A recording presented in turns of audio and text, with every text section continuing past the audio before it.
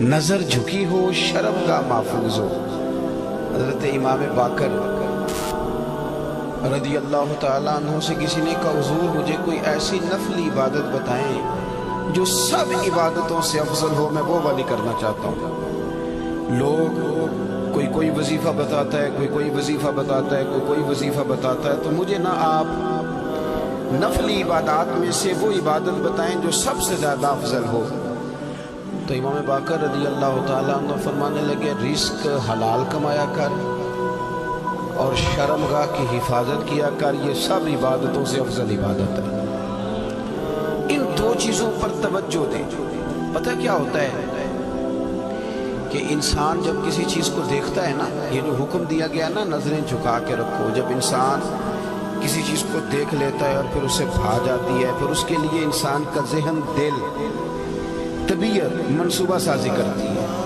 مجھے کوئی چیز اچھی لگ گئی، کوئی پہننے کی گھڑی اچھی لگ گئی، اب وہ سب سے پہلے میری نظر نے دیکھی ہے، میری نظر اس پہ ٹکی ہے، تو اب میں کوشش کروں گا، پوچھوں گا کتنے کی ہے، پھر میں کوشش کروں گا کہ اتنے پیسے جمع ہو جائے تاکہ میں حاصل کر سکوں۔ میرا سارا ذہن، میری صلاحیتیں کوشش کریں گی کہ وہ گھڑی حاصل کر لی جائے۔ ہمیں یہ جو حکم دیا گیا تھا نا کہ بد نظری سے بچو، اور بد نظری سے مراد صرف عورت کو دیکھنا ہی بد نظری نہیں۔ علماء سے مسئلہ پوچھ لیجئے گا، بے ریش خوبصورت لڑکا اس ذہن میں بہت سے وسوسے شیطان پیدا کر دیتا ہے۔ پھر اسی طرح کا حکم بے ریش لڑکوں کے لیے، خوبصورت اور بغیر داڑھی کے وہ لڑکے، وہ نوجوان، ان کے لیے بھی ہمارے علماء نے یہی مسئلہ بیان فرمایا کہ ایسے لوگوں پر بھی اگر کوئی شخص اس لیے نظر ڈالتا ہے کہ اس کی نظر میلی ہے، تو اسی حکم کے اندر آئے گا کہ اس نے بد نظری کی۔ نبی رحمت صلی اللہ تعالیٰ علیہ وسلم نے نا اس کے سد باب کے طور پر، آپ مہربانی فرمائیں جی یہ کیمرے شیمرے، یہ ویڈیوز، یہ اسی کو سارا کچھ نہ سمجھ لیں، یہ مائک چلنا چاہیے اور لائٹ آن رہنی چاہیے، اس کے علاوہ باقی سارے کام ہوتے رہتے ہیں۔ اللہ تعالیٰ آپ کو خوش رکھے اور میری بات پر آپ توجہ دیں۔ دوستو، ہمیں اس کے سد باب کے طور پر چند چیزوں کا شریعت اسلامیہ نے حکم دیا۔ ایک تو یہ کہا کہ اپنی نظر کو جھکا کے رکھا جائے، انسان کی نظر بے دریغ ادھر ادھر نہ اٹھے، وہ اپنی طبیعت میں کوئی ایسا ہیجان پیدا کرنے سے ہی بچے کہ وہ میلی چیزوں کو دیکھے۔ پھر اس کے ساتھ ساتھ عورتوں کو حکم دیا گیا کہ وہ باپردہ رہیں، اپنی زینت کو ظاہر نہ کریں۔ ہمارے زمانے کے اندر عورتیں اپنی زینت کو ظاہر کرنے میں اس قدر زیادہ عروج پکڑ گئی ہیں کہ کوئی انہیں منع کیا کرے، وہ لوگ جنہوں نے منع کرنا تھا وہ خود اس جرم میں شریک ہو جاتے ہیں۔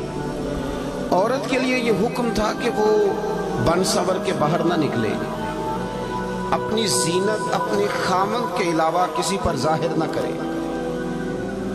اب آپ یہ دیکھیے کہ یہ مردوں کی بہت بڑی ذمہ داری تھی کہ وہ خواتین کو اس پر سمجھاتے اور قائل کرتے، ان کی توجہ اس بات پر دلاتے کہ تمہارا اپنی زینت کو چھپانا تمہارے لیے فائدہ مند ہے۔ جدید ہمارا جو سیکولر طبقہ ہے وہ یہ کہتا ہے کہ پردہ عورت کے لیے قید ہے، تو ہم یہ کہتے ہیں کہ رات کو جو آپ تالا لگا کے اپنے گھر کو اندر سے سوتے ہیں اور سارے کواڑ آپ بند کر لیتے ہیں، تو کیا آپ قید ہو کے سوتے ہیں؟ جب آپ نے سارے تالے لگائے، میری طرف توجہ کریں جی، آپ مہربانی فرمائیں، موبائلوں پہ کم دھیان دیں، اتنا تو وقت ہی نہیں ہے، مجھے رخصت ہونا ہے آپ سے۔ کیا جب آپ سارے دروازے بند کرتے ہیں گھر کے اور ساری کھڑکیاں بند کرتے ہیں اور تالے لگا کے آپ چابیاں بھی چھپا لیتے ہیں، تو کیا آپ اپنے گھر میں قید ہو رہے ہوتے ہیں کہ محفوظ ہو رہے ہوتے ہیں؟ بول کے بتائیے۔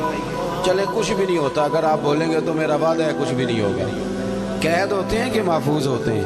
او خدا کے بندے، قید ہونا اور بات ہے، محفوظ ہونا اور بات ہے۔ بس اس باریک نقطے کو سمجھ لیں کہ عورت جب پردہ کرتی ہے تو وہ قید نہیں ہوتی، وہ محفوظ ہوتی ہے۔ وہ گندی نظروں سے، میلے کچیلی نظروں سے اپنے آپ کو محفوظ کرتی ہے۔ حدیث سنیے، بہقی میں موجود ہے، امام بہقی فرماتے ہیں کہ لعنت اس پر جس نے بری نظر سے دیکھا۔ हुजूर फरमाते हैं लानत उस पर जिसने देखा, और फरमाया लानत उस पर जिसे देखा गया। जिसने देखा उस पर भी लानत और जिसे देखा गया। इसका क्या मतलब है? इसका मतलब ये है कि जो बंदा बन सवर कर तैयार होकर, जो औरत बन सवर कर तैयार होकर बाहर निकली ही इसलिए थी कि मुझे देखा जाए, उसके जहन में ये बात थी मुझे देखा जाए, तो हुजूर फरमाते हैं इस पर भी लानत हो।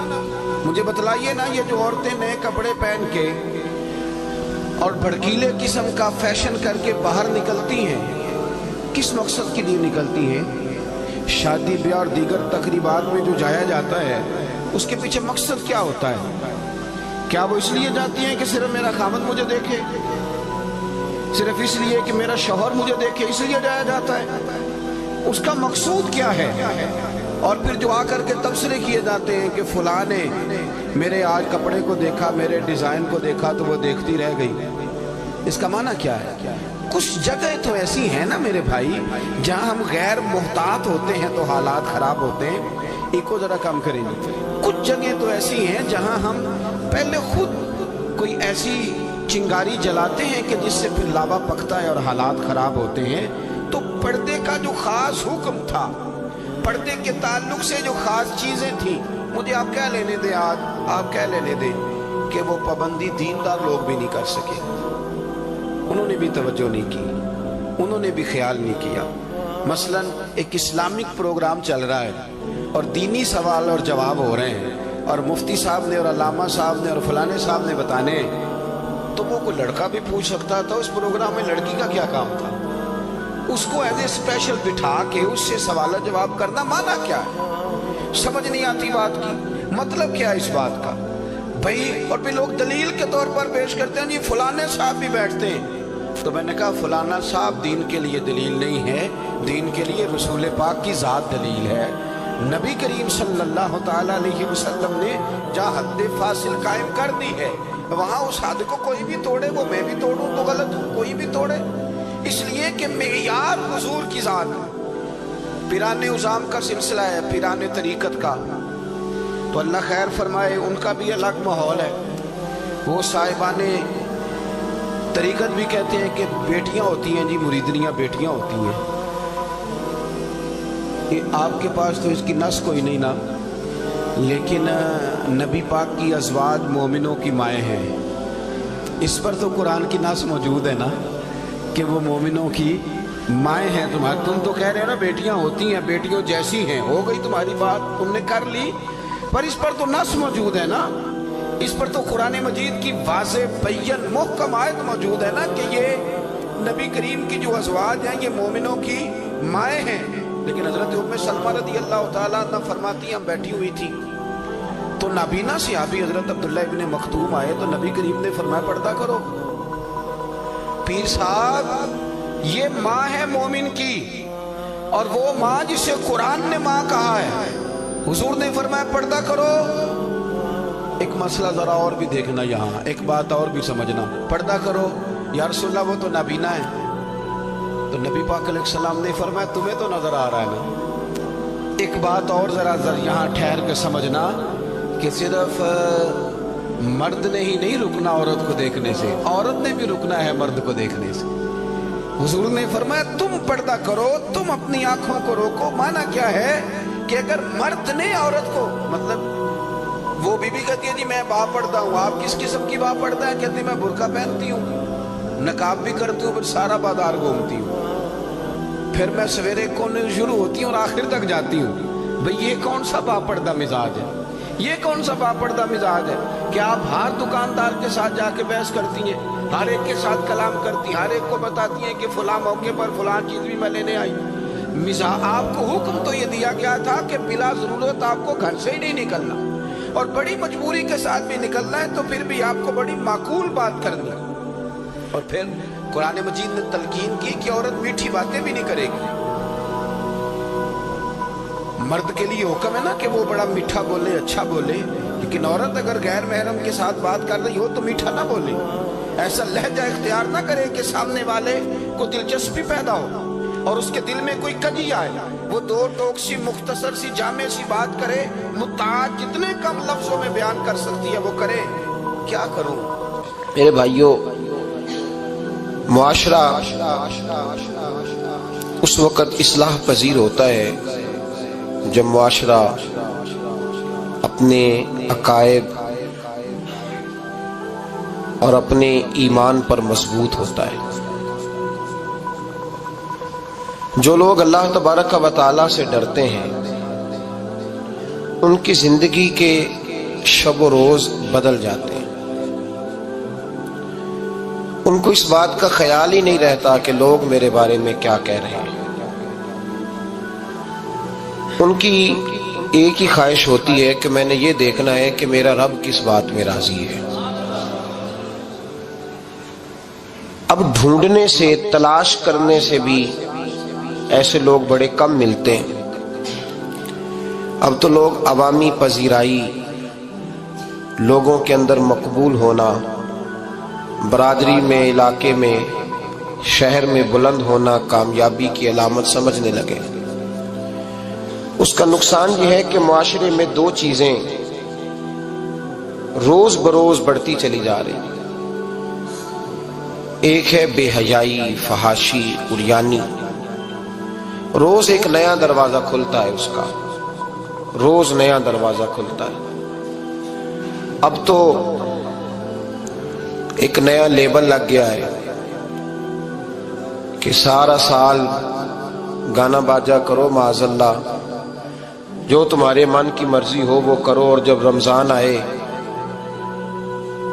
تو کچھ چند پرچوں پہ حدیثیں لکھ کے ٹی وی پہ بیٹھ جاؤ اور لوگوں کو بتاؤ کہ اسلام شاید وہ والا مذہب ہے جو کہتا ہے سارا سال مرضی کرے، رمضان آئے تو حدیث پڑھنی شروع کر دے، اور یکم رمضان سے 29 تک دوپٹہ سر پہ رکھو، اور جب عید والا دن آئے تو اتار دو۔ ہمارا یہ دعویٰ نہیں ہے کہ دین کا کوئی ٹھیکیدار ہے، ہم کہتے ضرور دین سکھائے، ہر آدمی کو اپنا حصہ ملانا چاہیے۔ تنے تنہا کوئی آدمی، کوئی جماعت دین کا کام نہیں کر سکتی، لیکن دینداری صرف رمضان میں نہیں ہوتی، دینداری سارا سال ہوتی ہے۔ اب لوگوں نے دین کو جزوی طور پہ لینا شروع کر لیا ہے، کلی طور پہ لوگ دین کو نہیں اپناتے۔ شادی کے پروگرام منگنی سے لے کر بارات کے بیٹھنے تک سارے کام غیر شرعی ہوتے ہیں۔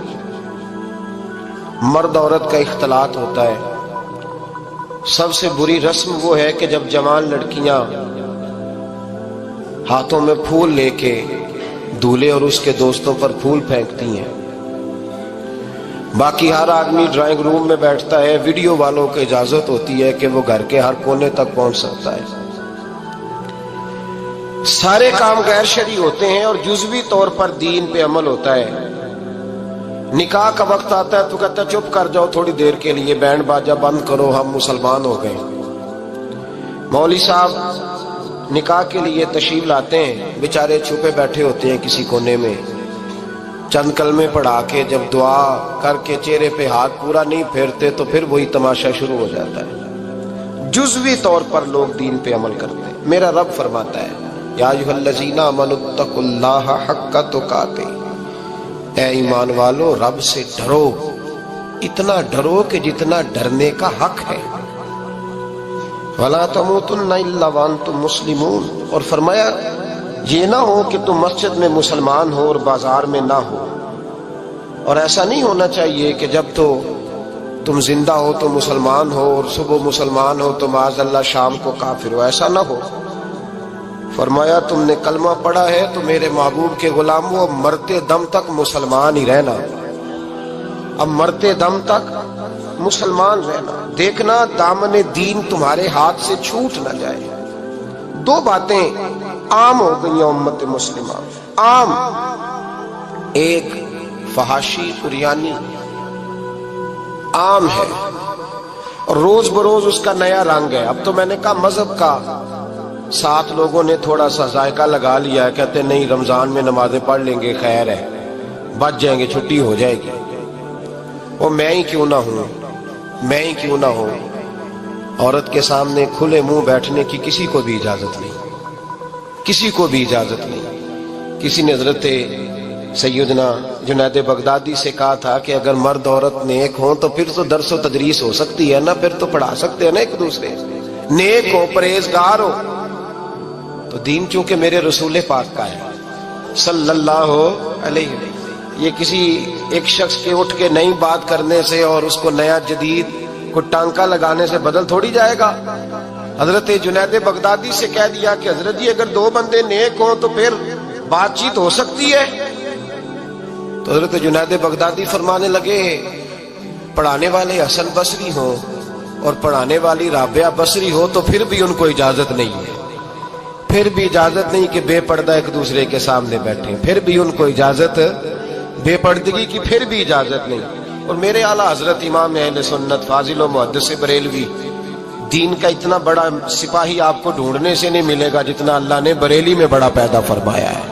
اور ہر محاذ پر کسی نے کہا حضرت جی بے پردہ بی بی مزار پہ جا سکتی ہے، اجازت ہے؟ تو قلم ہے بریلی کے بادشاہ کا، رضا کے نیزے کی مار ہے کہ عدو کے سینے میں غار ہے۔ کیا فرماتے اعلیٰ حضرت؟ آپ فرماتے کیا پوچھا تم نے، بے پردہ عورت مزار پہ پیر کے پاس جا سکتی ہے؟ میں یہ نہ پوچھو، احمد رضا سے یہ پوچھو کہ جائے گی تو لعنتیں کتنی برسیں گی، یہ والا سوال پوچھو۔ عام ہے بے پردہ، عام، کھلے عام۔ اور میرے بھائی لوگ کہتے ہیں جدید ہونا چاہیے، یاد رکھو اسلام فقط گناہ سے منع نہیں کرتا، اسلام وہ دروازہ ہی بند کرتا ہے جس رستے سے گناہ ہو سکتا ہے، وہ دروازہ ہی بند ہے۔ کہا مرد اور عورت کو ایک دوسرے کا چہرہ دیکھنے کی اجازت ہی نہیں۔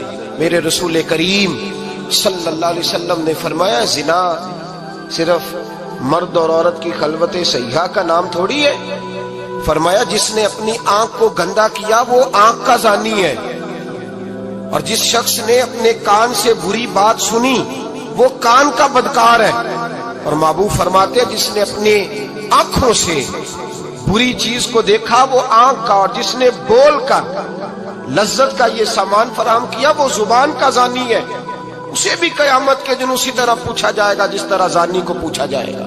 میرے بھائی امت مسلمہ کا وقار میرے رسول کریم علیہ الصلوۃ والسلام کے غلاموں کے دلوں میں شرم و حیا بھر دیا گیا۔ علامہ واقدی کہتے ہیں حضرت سعد بن ابی وقاص نے مدائن فتح کیا۔ مدائن کا ایک شہر تھا، اس کی بڑی بڑی اونچی بلڈنگیں تھیں، جو آدمی بھی جاتا تھا وہ سب سے پہلے جس شہر کی کوئی چیز معروف ہوتی ہے لوگ اس کو دیکھتے ہیں۔ اونچی اونچی بلڈنگیں تھی، سب سے زیادہ اس شہر کے لوگوں نے اونچے مکانات اور زیادہ تعمیرات کر رکھی تھی۔ حضرت سعد بن ابی وقاص لشکر لے کے گزرے تو لشکر میں بوڑھے لوگ نہیں ہوتے، جوان لوگ ہوتے، توانا لوگ ہوتے، اور بڑے جیدار سپاہی تھے، 10,000 صحابہ کی جماعت تھی۔ حضرت سعد بن ابی وقاص امیر لشکر تھے۔ اب عیسائیوں نے ایک چال چلی، انہوں نے کہا مسلمان جب بازار سے گزریں گے لڑائی تو ہم ان کے ساتھ لڑ نہیں سکے، ہم وہ والا طریقہ اختیار کرتے ہیں کہ مسلمان قابو میں آ جائیں گے، ہم عورت کو بطور تیر کے استعمال کرتے ہیں، ہم اس کو بطور جال کے پھینکتے ہیں۔ کیا کیا؟ عورتوں کے ہاتھوں میں پھول دیے، پلیٹیں پکڑائیں، بلڈنگوں کی چھتوں پہ کھڑا کر دیا، فرمایا تم ان پر پھول پھینکنا، اگر 2-4 سپاہی بھی ہم اپنے قابو میں کرنے میں کامیاب ہو گئے تو دراڑ تو پڑ گئی نا، تم ان پر پھول پھینکنا۔ یہ دیکھیں رسم چلی کہاں سے، ہم نے اپنا لی ہے، چلی کہاں سے اور ہم نے اس کو اخذ کر لیا، رواج بن گیا۔ حضرت سعد بن ابی وقاص رضی اللہ تعالیٰ عنہ جب اس بازار سے گزرے تو آگے آگے امیر لشکر کا گھوڑا تھا، پیچھے 10,000 صحابہ گھوڑوں پہ بیٹھے ہیں۔ حضرت سعد بن ابی وقاص سے نظر اٹھا کے دیکھا تو عورتیں تو کھڑی ہیں، پھول لیے، کفر کی چال کو سمجھ گئے کہ یہ بے حیائی کا جال پھینک کے ملت کے جوانوں کے دلوں سے غیرت ایمانی چھیننا چاہتے ہیں، یہ مسلمانوں کے دلوں سے تقوی کی روشنی چھیننا چاہتے ہیں، یہ قرآن پاک کا سرور اور عبادت کا نور چھیننا چاہتے ہیں، یہ بے حیائی کا کلک لگا کے ان کے دلوں سے رسول اللہ کا درود چھیننا چاہتے ہیں، یہ محبت رسول کے سوتے خشک کرنا چاہتے ہیں۔ جب دیکھا تو فوری طور پہ گھوڑے پہ چڑھے اور جناب سعد نے قرآن پڑھنا شروع کر دیا، وَقُلْ لِلْمُؤْمِنِينَ يَغُضُّوا مِنْ أَبْصَارِهِمْ، کہا مومنو، تمہارے رب نے تمہارے نبی کی زبان سے تمہیں حکم دیا ہے کہ تم نے نظریں نیچی رکھنی ہے۔ جب حضرت سعد بن نبی وقاص نے آیت پڑھی تو صحابہ کہتے ہیں ہمیں یوں لگا کہ جیسے ابھی آیت نازل ہو رہی ہے اور سیدھی دلوں سے ٹکرا رہی ہے۔ 10,000 کا لشکر گزر گیا، عورتیں پھول پھینکتی رہیں، لیکن کسی ایک صحابی نے بھی نظر اٹھا کے نہیں دیکھا۔ جب لشکر گزرا تو ان بیبیوں نے پلیٹیں پھینکی اور کہنے لگی عیسائیوں تم کتنے نالائق اور کس قدر بڑے تم بد تہذیب ہو کہ اپنی عورتیں استعمال کرتے ہو لوگوں کو قابو کرنے کے لیے۔ کس قدر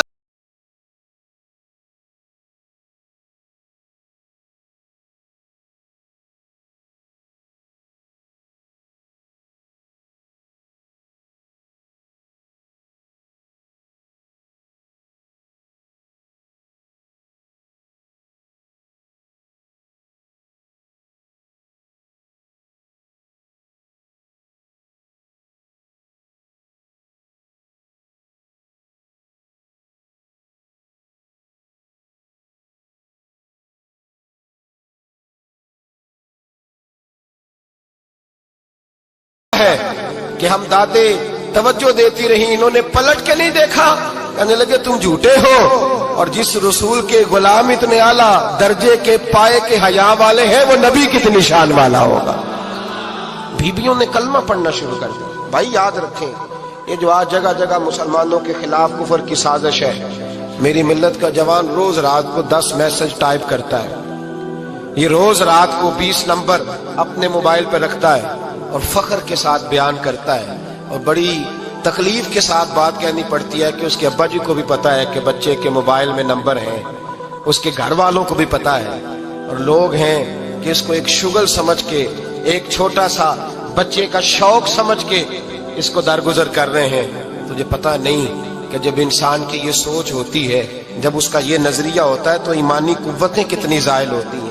جب نوجوان کی نظر کے اندر عیب پیدا ہوتا ہے تو پھر اس سے نماز کی لذت جاتی رہتی ہے، قرآن پاک کا ذائقہ جاتا رہتا ہے، درود پاک کا ذائقہ جاتا رہتا ہے۔ اٹھائیے مسند امام احمد بن حنبل، میرے رسول کریم صلی اللہ علیہ وسلم کی بارگاہ میں صحابی نے آ کے عرض کی، یا رسول اللہ میں بڑی اچھے طریقے سے وضو کرتا ہوں، ٹائم نکال کے مسجد آتا ہوں، حضور میں پابندی سے پڑھنے کی کوشش کرتا ہوں، لیکن اے معصوم آمنہ، یا رسول اللہ میرا نماز میں دل نہیں لگتا، حضور میری طبیعت نہیں جمتی، میرا دوڑ جانے کو دل کرتا ہے، کوئی نسخہ بتلائیے۔ محبوب نے فرمایا تو اپنی نظر کو پاک کر لے، تیرے نبی کا وعدہ ہے تیرا نماز میں دل لگنا شروع ہو جائے گا۔ اپنی نظر میں پاکیزگی پیدا کر۔ محمد بن قاسم آئے، اگر یہ بات آپ کی سمجھ میں آ گئی تو حد ہو گئی۔ محمد بن قاسم جب یہاں آئے نا ہندوستان میں تو عجیب واقعہ لکھا ہے ان کے حالات میں۔ یہاں آئے تو نیا علاقہ تھا، ہندوستان کی سڑکوں سے چوکوں سے واقف نہیں تھے۔ جب تشریف لائے، راجہ دہر ان کے مقابلے میں تھا، جنگ کرنی تھی، لشکر لائے تو خود بھی ابھی 17 سال یا 19 سال کے جوان تھے، اور ساتھ بھی لشکر جوانوں کا تھا۔ ایک بزرگ تھے قافلے میں، بزرگ کہتے ہیں میری محمد بن قاسم سے ملاقات ہوئی تو میں نے اس شخص کے چہرے پر پریشانی دیکھی، شدید تکلیف میں دیکھا، تو میں نے کہا جرنیل مسلمانوں کے تو کس پریشانی میں ہے؟ محمد بن قاسم کہنے لگے پریشانی یہ ہے کہ ہم عربی ہیں، یہ عجم کا علاقہ ہے، ہم تو رستوں سے بھی واقف نہیں۔ راجہ دہر سنا ہے بڑی فوج ہے، بڑی طاقت ہے، بہت پرانا یہاں کا رہنے والا ہے، چھوٹے چھوٹے مورچوں کا پتہ ہے، رستوں کا پتہ ہے، کیسے جنگ ہوگی؟ میں پریشان ہوں کہ مقابلہ کیسے ہوگا؟ وہ بزرگ کہتے ہیں میں نے بھی دعا کی، تسلی دی، میں نے کہا اللہ تیری مدد کرے گا۔ میں گزر گیا، 3-4 دن کے بعد ملاقات ہوئی تو میں نے محمد بن قاسم کے چہرے پر بڑی روشنی دیکھی، ہنستے اور مسکراتے دیکھا، توانائی دیکھی، وقار دیکھا، اطمینان اور سکون دیکھا۔ میں نے کہا خیریت تو ہے، پرسوں ترسوں تو بڑے پریشان تھے، آج کیا ہوا؟ اگر یہ بات سمجھ میں آ گئی میری ملت کے جوان کے، اگر یہ بات سمجھ میں آ گئی تو شاید اسے ڈھب اور سلیقہ آ جائے جینے کا، شاید یہ سمجھ جائے کہ میری توانائی کا راز کہاں ہے۔ کہنے لگے بھائی پرسوں ترسوں بڑے پریشان تھے، آج کیا ہوا؟ جواب دیا کہ تاریخ بنا دی، اس 17 سال کے جوان نے تاریخ بنا دی۔ کہنے لگا میں بے فکر ہو گیا ہوں، راجہ دہر میرا مقابلہ نہیں کر سکتا، وہ 2 دن نہیں کھڑا ہو سکتا میرے سامنے۔ کا وجہ کیا ہے؟ محمد بن قاسم کہنے لگے میں نے تحقیق کی ہے، مجھے پتا چلا ہے کہ راجہ دہر ذہن کا گندا ہے، نظر کا ناپاک ہے، وہ سینے بند کا برا ہے۔ مجھے پتا چلا ہے وہ تو چچا زاد بہن کو نہیں چھوڑتا، وہ تو خالہ زاد پہ بری نظر رکھتا ہے۔ مجھے پتا چلا ہے کہ اس کے تو اپنے علاقے کی عورتیں اس کی نظر سے محفوظ نہیں ہیں۔ کہنے لگا جو گندی نظر کا جوان ہوتا ہے وہ کسی میدان میں نہیں ٹھہر سکتا۔ کہنے لگا میری 17 اور 19 سال کی جوانی ہے، مجھے قسم ہے گنبد خضرا کی، میں نے جب بھی دیکھا ہے یا مصطفیٰ کا درود دیکھا ہے یا رسول اللہ پہ نازل ہونے والا قرآن دیکھا ہے۔ میرا مقابلہ کیسے کرے گا؟ میرے مقابلے میں کیسے آئے گا؟ جو نظر کا گندا ہو، کردار کا ناپاک ہو، وہ کسی کے مقابلے میں آ سکتا؟ اور ملت کے جوان یاد رکھ، جب تک نظریں ناپاک ہوتی ہیں اس وقت تک وجود کمزور ہوتے ہیں، جب تک نظریں ناپاک ہوتی ہیں ارادوں میں دراڑیں ہوتی ہیں، جب نظریں ناپاک ہوتی ہیں پھر عقیدے متزلزل ہوتے ہیں، جب نظریں ناپاک ہوتی ہیں پھر انسان کوئی بھی مہم سر نہیں کر سکتا، اور جب نظر پاک ہوتی ہے۔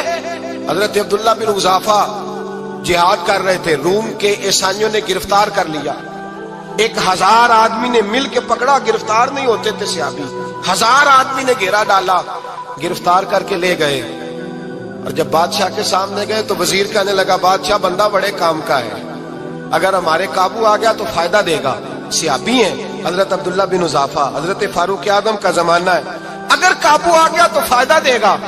بادشاہ کہنے لگا کیوں، کیا خوبی ہے؟ کہنے لگے ہم 1000 آدمی تھے، یہ اکیلا قابو نہیں آ رہا تھا، 1000 آدمی تھے، اگر ہماری فوج میں شامل ہو گیا تو بہت بڑا جرنیل ملے گا۔ بادشاہ کہنے لگا کوئی مسئلہ نہیں، 2-3 چیزیں ہوتی ہیں بندے کو خریدنے کے لیے، خرید لیتے ہیں۔ بادشاہ کہنے لگا عبداللہ جتنی دولت تجھے چاہیے میں تجھے دے دیتا ہوں، میرے لشکر میں آ جا، معاذ اللہ اسلام چھوڑ دے۔ حضرت عبداللہ بن حذافہ کیا فرماتے ہیں؟ فرماتے ہیں بڑا تو بیوقوف ہے، میں نے دولت کمانی ہوتی تو مدینے میں بیٹھ کے تجارت کرتا، میں دولت کمانے نہیں نکلا، میں تو رسول اللہ کی رضا کمانے کے لیے نکلا ہوا ہوں۔ دولت کمانی ہوتی تو کسی مارکیٹ میں ہوتا، میدان میں آنا تھا، شہادت ہے مطلوب مقصود مومن، نہ مال غنیمت نہ کشور کشائی، یہ دولت تو لونڈی ہے رسول اللہ کے دروازے کی، یہ تو پیچھے پیچھے پھرتی ہے نبی پاک کے غلاموں، یہ کمانی ہوتی تو میں کسی مارکیٹ میں ہوتا، میدان میں تھوڑا ہوتا۔ عبداللہ بن حذافہ سے ایک دوسری چال چلی، کہنے لگے میاں عہدہ جو تجھے چاہیے، میں بادشاہ ہوں، میرے نیچے جو عہدہ تو کہے گا وہ تجھے مل جائے گا۔ حضرت عبداللہ بن حذافہ کہنے لگے شاید تجھے پتا نہیں میری تعریف کیا ہے، شاید تو جانتا نہیں میری تعریف کیا ہے۔ کہا صاحب کی کیا تعریف ہے؟ کہنے لگے میں رسول اللہ کا صحابی ہوں، اور کائنات میں سب سے بڑا عہدہ مصطفیٰ کے صحابی ہونے کا عہدہ ہے۔ صحابہ وہ صحابہ تھے جن کی ہر صبح عید ہوتی تھی، خدا کا قرب حاصل تھا، نبی کی دید ہوتی تھی۔ فرمایا میں نے حضور کے جلوے دیکھے ہوئے ہیں، مجھے عہدے کی ضرورت ہی نہیں، اور میں نے عہدہ لینا ہوتا تو میں سیاست کرتا، میں تو شہادت لینے نکلا ہوں میدان میں، عہدے کا میں نے کیا کرنا ہے۔ اب بادشاہ کہنے لگا اسے قتل کر دو، وزیر کہنے لگا نہیں، ایک بات اور ہے، مجھے ایک چال اور چلنے دو۔ کہا وہ کیا؟ کہنے لگے میری بیٹی بڑی خوبصورت ہے، مجھے موقع دو، اپنی ہی بیٹی کو سجا بنا کے، وہ جوان جس کی جوانی اتنی بڑی ہے کہ 1000 آدمی مقابلے میں کھڑا نہیں ہوتا، اس جوان کے کمرے میں رات کی تنہائی میں بنا سوار کے بی بی کو بھیجا۔ وہ بی بی کہتی ہے میں ساری رات بن سور کے اس صحابی کے کمرے میں بیٹھی رہی، لیکن یہ کیا شخص تھا، ساری رات ہی مسلح پہ بیٹھا رہا، ساری رات ہی، کچھ دیر تھک جاتا تو یہ کریم رسول پہ درود پڑھنا شروع کر دیتا۔ بی بی کہتی ہے سحری ہو گئی تو میں نے چھو کے دیکھا کہ انسان ہے کہ جن ہے، یہ بندہ ہے کہ فرشتہ ہے، چھو کے دیکھا۔ کہنے لگے پیچھے ہٹ جا، میں نے کہا میں نے تو سنا تھا تو 1000 کے مقابلے میں ہے، اور تو اتنا بے حس ہے کہ بنی سوری دلہن بیٹھی ہے، تو نے نظر نہیں کی؟ عبداللہ بن حذافہ، بی بی کہتی ہے نظر پھر نہیں اٹھائی، نظر پھر جھکی ہوئی ہے۔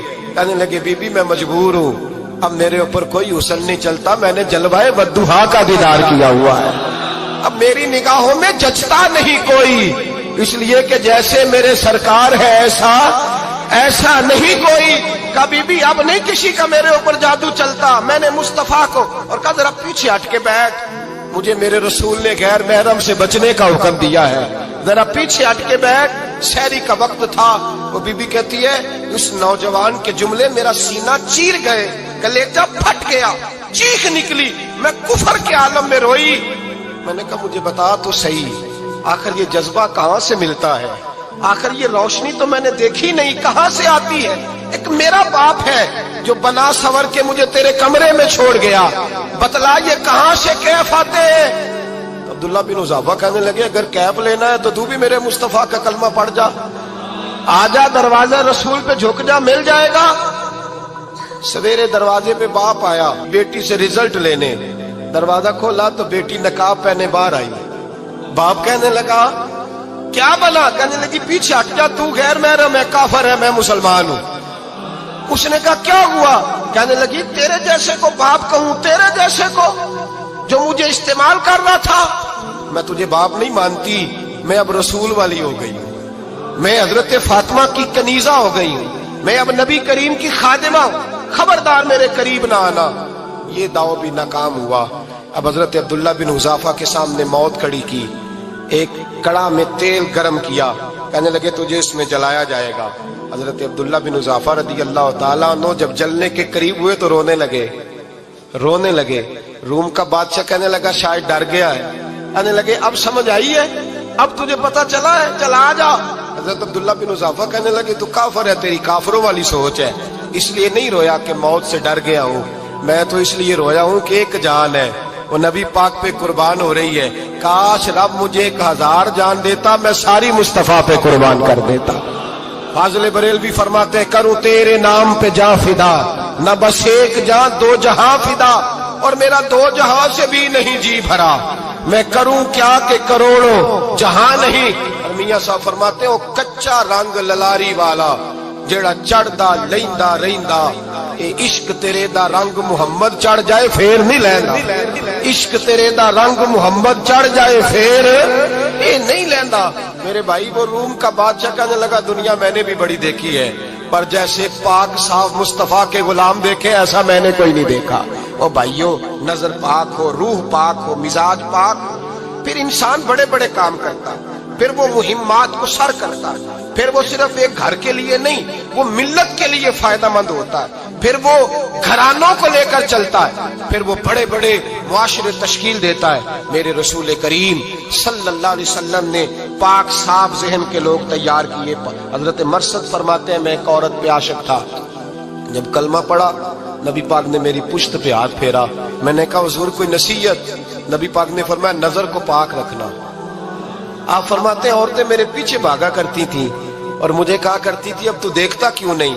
تو میں نے کہا پتا مجھے بھی نہیں، مصطفیٰ کی ایک نظر ہوئی ہے، رب نے سارے محل کو چہل دور فرما دیے، سارا کچھ ہی بدل گیا۔ ملت کے جوانوں یاد رکھو اس بات کو، یہ پاکیزگی، یہ نظر، یہ پاکیزگی، یہ مزاج، یہ انسان سے بڑے کام کرا لیتی ہے، اور اگر تیری نظر ناپاک رہتی ہے پھر تو کچھ نہیں کر سکتا، پھر تیری زندگی ایک ایسے قید خانے میں قید ہو گئی ہے جو تجھے 2 قدم بھی نہیں چلنے دے گی۔ سب سے پہلے مزاج کی پاکیزگی، اور دوسرا اصلاح معاشرہ کے لیے اہم درس یہ ہے اپنے آپ کو پاک صاف رکھیں، ذہنی طور پر، نظریاتی طور پر، اور دوسرا درس یہ ہے میرے بھائی ظلم اور زیادتی سے بچیں، پاک صاف رہ کے وقت شروع کریں، اور کسی جگہ بھی کوئی زیادتی، کوئی ظلم، میرے نبی کریم صلی اللہ علیہ وسلم کے مزاج کو اگر آپ دیکھیں گے نا، ہمارے معاشرے میں آج سب سے زیادہ زیادتی پتہ کون سی ہوتی ہے؟ لوگ عزتیں پامال کرتے ہیں، بدگمانیاں کرتے ہیں۔ ابو جہل یہ کام کرتا تھا کہ وہ نبی پاک صلی اللہ علیہ وسلم پر، صحابہ پر معاذ اللہ شخصی اعتراضات کرتا تھا، شخصی۔ عزیزو، جب آدمی کا کسی سے اختلاف ہوتا ہے نا، یا کسی کو پسند نہیں کرتا یا کسی کو ریجیکٹ کرنا چاہتا ہے تو شخصی اعتراضات کرتا ہے، نیچے اترتا ہے، کمزور بات کرتا ہے، چھوٹی بات کرتا ہے۔ اور ہمارے زمانے میں تو یہ کام حسد کی وجہ سے ہوتا ہے، بڑے بڑے جماعتیں ٹوٹ جاتی ہیں، ملتوں کا شرازہ بکھر جاتا ہے، لیکن لوگ اپنی اس حرکت سے باز نہیں آتے، ساری زندگی ذاتی اور نجی اعتراضات کرتے رہے۔ ابو جہل کے اندر ہزاروں عیب پائے جاتے تھے، شرابی بھی تھا، بدکار بھی تھا، بے حیا بھی تھا، ظالم بھی تھا۔ میرے نبی پاک صلی اللہ علیہ وسلم نے اسے دین کا پیغام دیا ہے لیکن تاریخ کی کسی کتاب میں آپ کو یہ نہیں ملے گا کہ حضور نے کبھی اس کی شخصیت پر اعتراض کیا ہو۔ یہ فرمایا ہے کہ بڑا فرعون ہے اس امت کا، لیکن نیچے اتر کر کبھی اس کی ذاتی اور شخصی زندگی پر کوئی زیادتی صحابہ کی طرف سے اور نبی پاک کی طرف سے، بہت بڑی بات سمجھا رہا ہوں اگر آپ کی سمجھ میں آئے تو، ہم ذاتیات پر اترتے، ذات پر اتر کر زیادتی کرتے، ذات پر۔ ہمارا اب ظلم نجی سطح سے شروع ہو رہا ہے اور پوری ملت کو لپیٹ میں لے رہا ہے۔ پوری ملت چھوٹی چھوٹی زیادتیاں ہیں جو پورے معاشرے کو اپنی لپیٹ میں لیتی ہیں۔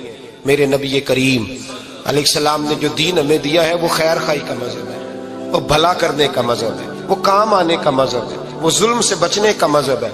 میرے نبی پاک نے فرمایا ظلم سے بچ جانا، قیامت کے اندھیروں میں جو بڑا اندھیرا ہوگا وہ ظلم ہوگا۔ اصلاح معاشرہ کانفرنس کا پہلا سبق میں نے عرض کیا کہ نظر کو، ذہن کو، سوچ کو پاک رکھیں، اور دوسرا زندگی میں کبھی زیادتی نہ کریں، کبھی بھی اپنے مخالف پر بھی کبھی شخصی، ذاتی اور نجی اعتراضات نہ کریں۔ یہ انسان کے اندر کا ظلم ہوتا ہے، ہمارے گھروں کے اندر سے ظلم جنم لینے لگا ہے۔ روز بہو پہ تیل چھڑکا جاتا ہے، روز کسی نہ کسی شہر سے، اپنے ہی گھر سے، اپنے ہی چراغ کو بند کرنے کی خبر نکلتی ہے۔